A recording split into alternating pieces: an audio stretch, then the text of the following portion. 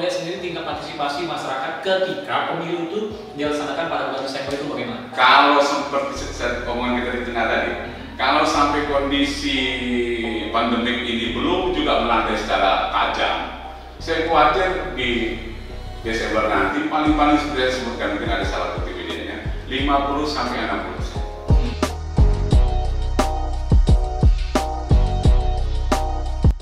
Oke, assalamualaikum warahmatullahi wabarakatuh. Apa kabar catatan jurnalis Kanan Hitam? Nah, ngomong-ngomong soal pilkada, pandemi COVID-19 benar-benar mempengaruhi pelaksanaan pesta demokrasi 2020, yang mana pada pelaksanaannya seharusnya diagendakan pada bulan September 2020. Namun, karena pandemi COVID yang sudah mulai merambah ke Indonesia sejak awal tahun kemarin, sehingga pilkada tahun 2020 ini dilaksanakan pada bulan Desember. Di sini kami akan membahasnya bersama dengan pemerhati politik dan Mas Bambang, tokoh pemuda, peneliti pemilu. Oke, terima kasih Bang ya. Dan juga dengan Bang Bagio Togar. Siapa sih yang tidak kenal dengan Bang Bagio Togar ini? Nah, di awal dari media massa, pasti kawan-kawan jurnalis lebih akrab dengan Bang Bagio Togar. Nah, ngomong-ngomong soal pemilu kada yang saat ini memang terjadi pergeseran dari bulan September menjadi bulan Desember. Nah, kalau kita melihat Bang, dari sisi pengamat politik sendiri, perubahan atau pergeseran terjadi dari pemilu kada bulan September tahun 2020 menuju Desember 2020 ini seperti apa menurut sudut pandang Abang sebagai pemerhati politik? Kan dari penyelenggara itu ada skemanya 3, 6, 9, 14 tahun, tapi penyelenggara ini mengambil yang terdekat itu 3 bulan. Asumsinya mungkin pelandaian ataupun tingkat penularan dan penyebaran pandemi global ini akan memang sesuai dengan prediksi pemerintah. Tapi sebenarnya di sisi lain penyelenggara nggak bisa sesederhana itu. Kan di sini stakeholder itu kan ada Kemendagri, Komisi 2 ya, kemudian DKPP, kemudian Bawaslu, KPU sendiri. Sepertinya sangat mendorong supaya pemilu ini secepatnya dari jadwal penundaan itu yang terdekat di Desember. Saya nggak tahu pertimbangan apa yang mereka gunakan, apa pertimbangan teknis atau karena kekhawatiran bahwa masa jabatan dari seluruh 270 kabupaten kota provinsi ini berakhir rata-rata di Februari 2021. Jadi mereka mungkin mencari yang terdekat ke 2021.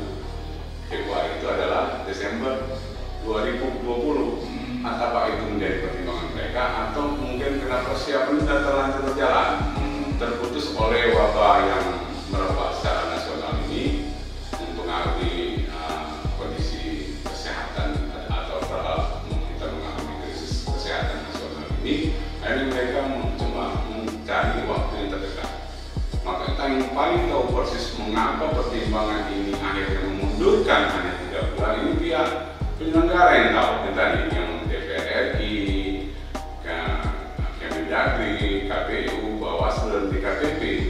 Tapi menurut dengan saya mereka ini kena masa jabatan seluruh kepala daerah ini. Artinya kejar-kejaran dong? Iya, kejar seperti kejar tayang lah. Iya. Kejar tayang dengan kepedean ini nggak tahu alasan mereka kepedean apa. Oke, Makanya yang kita pengen cari tahu dan kita diskusikan sore ini bersama mulai dengan Bambang, seorang peneliti yang cukup aktif di beberapa wilayah di Sumatera bagian selatan ini.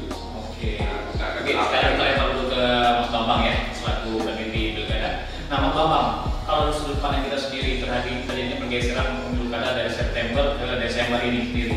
Nah, kita perhatikan itu seperti apa kira-kira persiapan yang sudah dimatangkan oleh KPU maupun Bawaslu sebagai penyelenggara pemilu, sehingga menurut dari pengamat politik ini terkesan tidak layak. Gimana, Bang? Saya tidak bisa kalau mengamati kinerja KPU dan penyelenggara, tapi saya akan melihat dari sisi pemilih. Indonesia ini di kawasan Asia Tenggara tergolong party ID-nya terendah. Jadi hanya kisaran 11% party ID-nya. Dari 11 orang yang kita tanya, ada 1 orang yang merasa dekat dengan partai tertentu. Nah, rendahnya party ID ini menyebabkan fluktuasi suara setiap pemilu itu berubah-ubah. Ya kan? Kecuali memang dua partai besar yang memang biasanya party ID yang 11 orang yang ditanya tadi 11% itu terpecah di 2-3 partai utama. Besar ya. Iya. Sehingga kemudian saya melihat kalau dari sisi pemilih tergantung siapa yang memberi dan siapa tokoh yang dicalonkan, karena mereka tidak melihat partai. Oh, jadi lebih melihat ketokohan dari individual Iya. calon itu sendiri. Satu ketokohan, kedua keuangan. Saya lebih lihat itu. Semakin banyak tim yang bergerak, semakin banyak uang yang dibagikan, ya semakin tinggi partisipasi pemilu. Oke, kalau dari sisi pengamat politik sendiri Bang, kita melihat persiapan pilkada yang saat ini juga sudah mulai berjalan kan. Nanti diperkirakan pada tanggal 15 kalau tidak salah. 15 Juni ini mulai lagi start yang berjalan untuk tahapan pemilu. Nah, kita lihat Bang, ini kan cukup rentan, waktunya cukup dekat sekali Bang. Melihat hanya ada waktu sekitar 6 bulan menuju tahapan pemilu sendiri. Menurut Abang sendiri, bagaimana pengaruh partisipasi pemilih terhadap pilkada yang dilaksanakan pada kondisi pandemi COVID saat ini?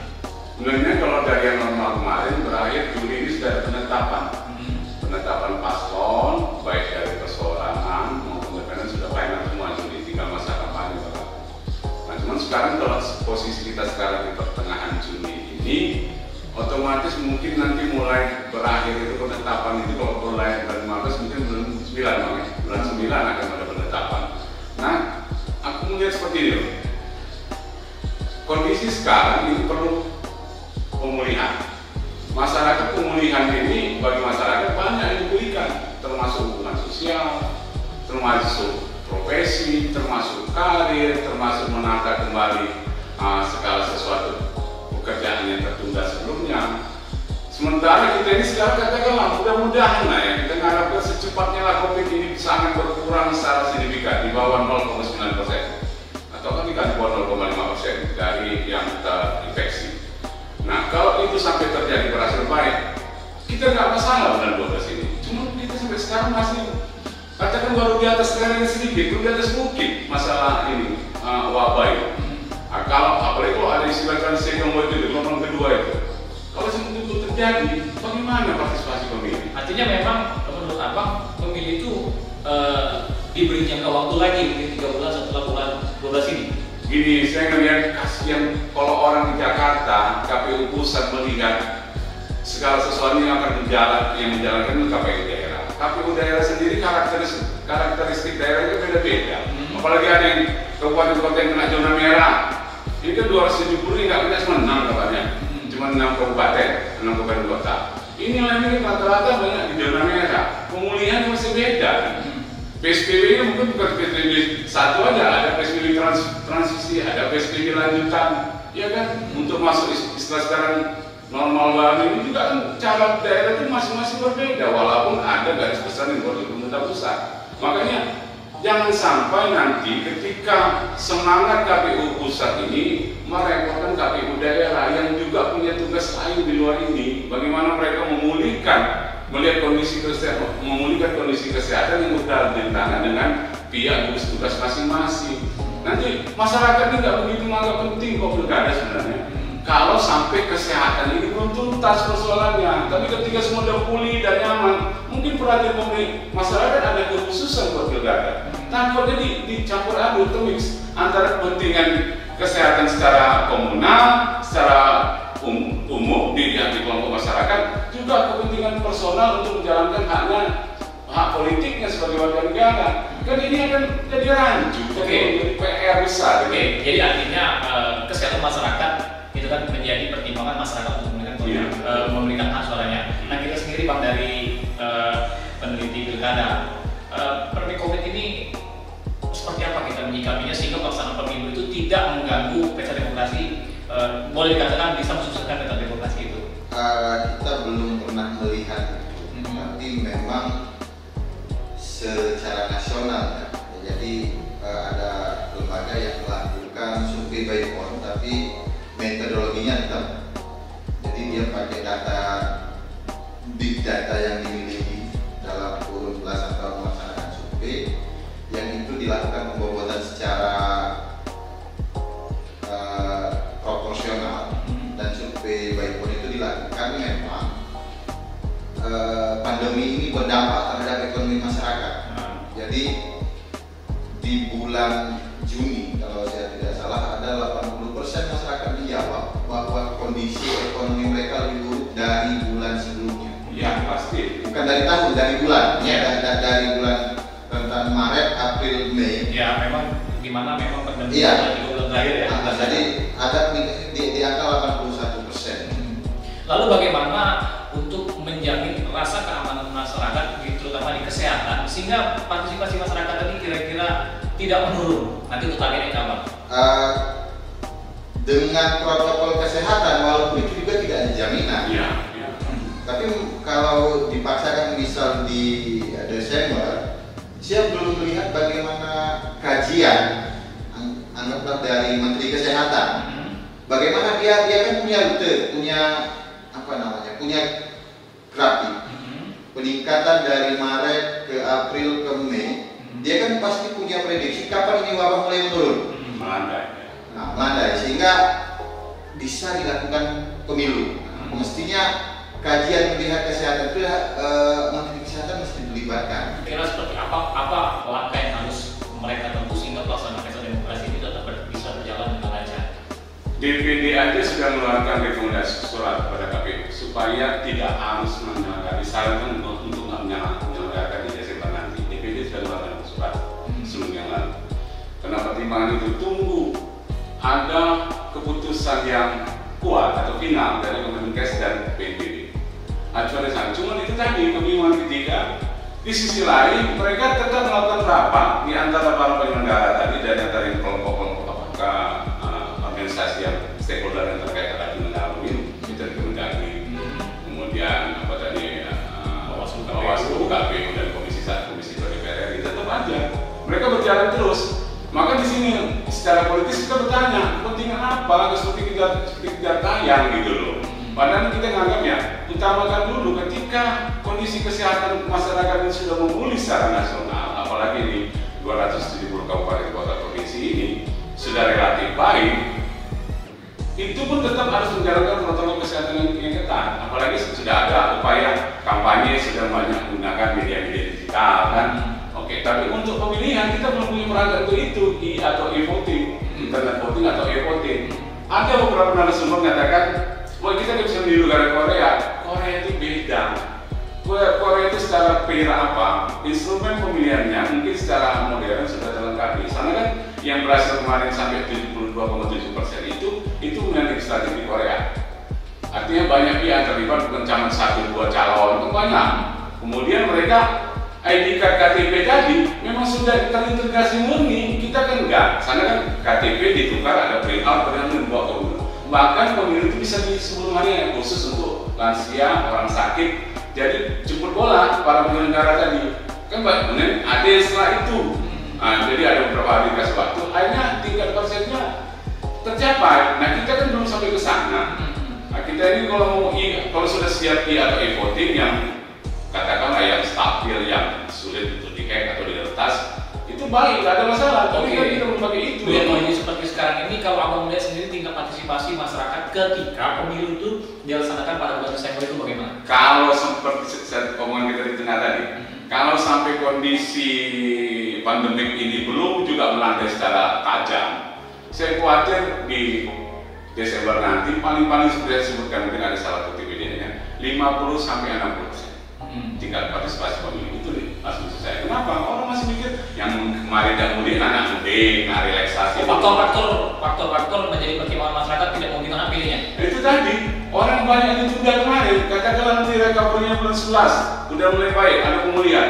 Orang nggak mikir pilkada, orang nggak berjalan dulu, orang nggak menata kembali ekonominya, menata karirnya, menata hubungan-hubungannya dengan kelompok-kelompok itu mau di-recovery dulu, dipulihkan dulu kan.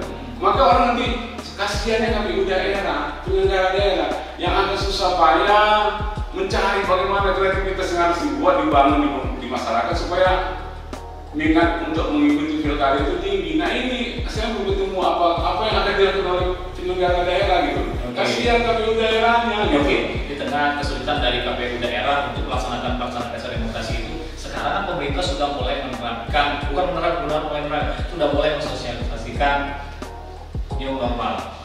Nah, kita sendiri Bang ya, bagaimana sih kira-kira penerapan new normal ini dengan pelaksanaan pesta demokrasi ini kira-kira?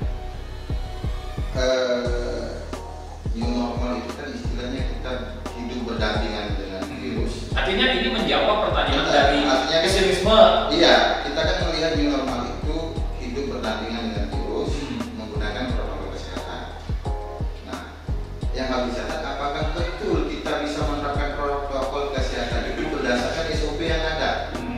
Misal di antara 10 masker yang beredar di Kota Palembang hari ini, sampai tidak 3 masker yang itu memang mampu mencegah virus, atau hanya formalitas belaka. Sekedar masker.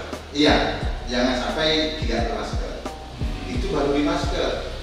Belum yang lain, di baju, di pakaian. Ketika di rumah itu harus dicuci sebelum masuk rumah, sebelum virus itu menempel kemana-mana. Artinya kalau Bambang sendiri melihat optimisme penyelenggaraan pemilu itu untuk tetap melaksanakan pilkada serentak 2020 di tapi partisipasi pemilu dengan pandemi itu dua hal yang berbeda kalau menurut saya.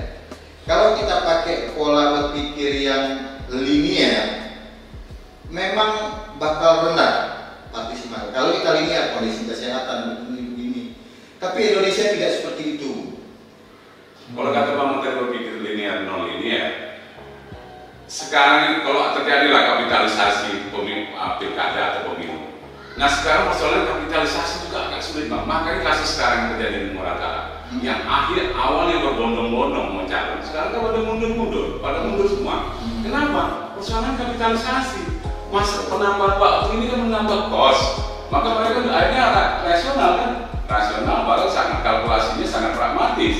Nah, makanya kembali tadi, walaupun kita pakai pemikiran cara yang non linear, tetap terjadi. Maka saya pertimbangan tadi, ini akan mempengaruhi kalau ketika ini kesehatan. Dulunya saya tak percaya kesehatan nomor 1 untuk kepentingan manusia atau umat makhluk hidup lah.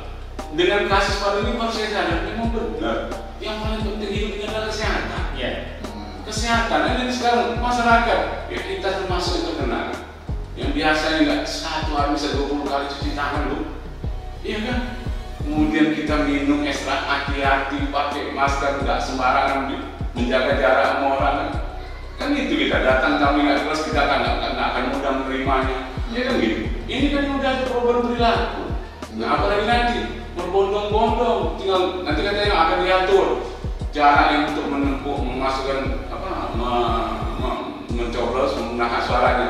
Nah ketika mensosialisasikan itu ke masyarakat, ke pemilih, melihat pemilih itu juga pemilih ribet niat untuk menulis sekarang KDP, misalnya gitu kan. Karena ini meyakinkan masyarakat untuk mendorong masyarakat dalam kondisi normal aja susah. Apalagi kondisi yang baru agak terimbang lah, agak bersekat-sekat ini kan. Mungkin partisipasi rakyat juga agak kurang, kecuali kata Mama ada kalau ada stimulus yang luar biasa mungkin saja, tapi dengan kondisi sekarang susah betul. Banyak para calon sekarang kemana mau maju karena nggak punya sponsor, mundur sekarang. Iya, oke. Padahal kalau mundur. Oke. Ada berapa kabupaten kota mundur? Oke, kita statement Bang ya dari Mas Bambang sendiri. Menurut Mas Bambang sendiri, apa sih hal yang mungkin bisa menjadi strategi dari penyelenggara pemilu atau pelaksanaan pesta demokrasi di Desember mendatang tetap memaksimalkan hasil partisipasi yang tinggi? Saya lihat dengan pengguna sosmed yang sudah di angka 70-80%, maka berita yang muncul akhir-akhir ini bahwa pola kampanye beralih sosmed itu layak menjadi salah satu dalam kampanye. Itu yang pertama. Yang kedua, aktivasi jaringannya itu harus maksimal. Kan penyelenggara pemilu itu kan sudah sampai tingkat RT. Nah, mereka ini yang SOP-nya harus jalan. Jangan sampai SOP-nya jalan ketika menerima honor doang. Misal kita digaji untuk kerja selama sebulan, tapi kita kerja hanya 2 hari, itu kan artinya nggak jalan. Artinya cuma melaksanakan ketika pelaksanaan pesta demokrasi. Betul. Tapi SOP-nya aja bahwa harus mengkampanyekan, harus sampai, nah itu harus jalan. Iya. Artinya memang turunannya dari KPU sampai ke mensosialisasikan pelaksanaan. Iya, sesuai dengan yang ada di undang-undang. Sesuai dengan undang-undang. Iya. Oke. Bagi Mas sendiri. Bagaimana saya tetap kondisi kesehatan penting, sangat penting. Ini menyangkut semua lapisan kelompok masyarakat. Karena virus ini nggak kenal ideologi, nggak kenal lapisan sosial ekonomi, nggak kenal jenis kelamin. Makanya sekarang kita harus pemerintah, gugus tugas, BNPB, kemudian relawan-relawan yang khusus tenaga para ahli medis di bidang medis ini, all out bekerja. Kita mendorong mereka supaya mereka sesegera mungkin mampu membuat penurunan dan penularan pandemi yang berbahaya ini, wabah yang berbahaya virus corona ini, turun sampai ke dalam istilah Pak Iwono itu turun di bawah sampai 0,9%. Melandai kalau bisa segera diputuskan. Jadi keinginan KPU untuk menangkan pilkada serentak di akhir tahun ini tidak mengalami banyak gangguan dari sisi kesehatan. Nah, kalau khawatirnya nanti ketika dipaksakan partisipasi diharapkan tinggi dengan habis setelah pilkada terjadi lompatan lonjakan pandemi, lonjakan yang terinfeksi kan KPU jadi bulan-bulanan senasional. Artinya yang bersama KPU jadi bulan masyarakat akibat penambahan pandemi COVID di tingkat masyarakat. Dan satu, intenslah berkomunikasi dengan gugus tugas BNPB, dengan Kementerian Kesehatan, bagaimana update report tentang bagaimana penurunan atau peningkatan atau penanganan daripada pandemi COVID-19 ini. Itu yang paling penting supaya nanti kami nggak jadi bulan-bulanan, penyelenggara nggak jadi bulan-bulanan. Jadi kalau terimbas ke masyarakat itu saja. Oke, sahabat jurnalis, tadi sudah kita ngobrol sama-sama dengan pemerhati politik Bambang Itotogan dan juga peneliti pilkada Mas Bambang. Semoga video ini bermanfaat dan sampai jumpa di daerah